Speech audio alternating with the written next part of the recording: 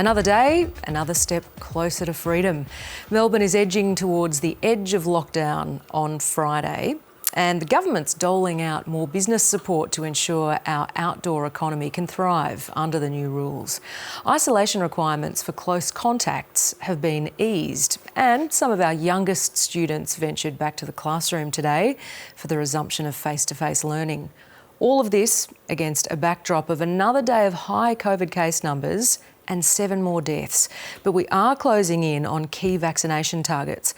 More than 88% have had 1 dose and 66% of eligible Victorians are now fully immunised. Here's Leanne Wong with today's developments. Back at school and jumping for joy. I'm happy to be back. I'm excited about just seeing my friends. Tens of thousands of prep students made their long-awaited return to the classroom today, though many were wearing a slightly different uniform. I kind of like wearing a mask. Why is that? So it keeps me safe. I don't like it.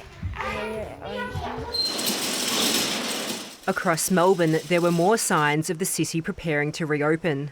This Preston pub has expanded its curbside dining space after receiving funding as part of a new government scheme. Being able to activate that space and utilise that space and allow people to enjoy the weather is awesome. Thousands of Victorian businesses will be eligible for $2,000 grants to help them set up on the street too, including gyms and dance studios, hairdressers and beauty services. We all know that it is safer outdoors for groups of people to gather. That's not a real solution. A real solution is having proper ratios indoor like New South Wales do. But as Victoria takes cautious steps to reopen, key changes have been made for people identified as primary close contacts of COVID cases. From Thursday, close contacts will only need to isolate for 7 days, not 14 days, as long as they're fully vaccinated, don't live in the same house as a COVID-positive person, and test negative on days 1 and 6. That'll also really, I think, significantly help businesses as they start to resume operations as we see a reduced impact of workplace exposure. There are now more than 61,000 primary close contacts in Victoria, including members of the Richmond AFLW team, after a player tested positive for COVID-19. All of her teammates have tested negative so far and are in isolation. Leanne Wong, ABC News, Melbourne.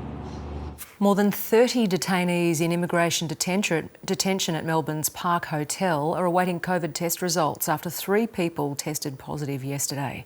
Australian Border Force says as soon as the detainees presented with symptoms, all were immediately placed into quarantine. Mustafa has been detained at the hotel for 3 months and says most of the 40 people inside are now feeling unwell and scared as many eat, rest and exercise together. Like they're feeling fever, running nose, pain, headaches, and that's the symptoms when you get COVID. No one good. Mentally and physically and emotionally, everyone feel bad. We're very tired. They've been putting us for isolate for almost like people 2 years here and been in the hotel. The detainees are hoping to receive their results tomorrow. Australian Border Force says all detainees in immigration detention have been offered COVID-19 vaccinations. Well, there's good news for Victorians hoping to visit Queensland for Christmas. Queensland's Premier Anastasia Palaszczuk says interstate visitors will be welcomed back without having to quarantine from the 17th of December, when it's expected 80% of the state will be fully vaccinated.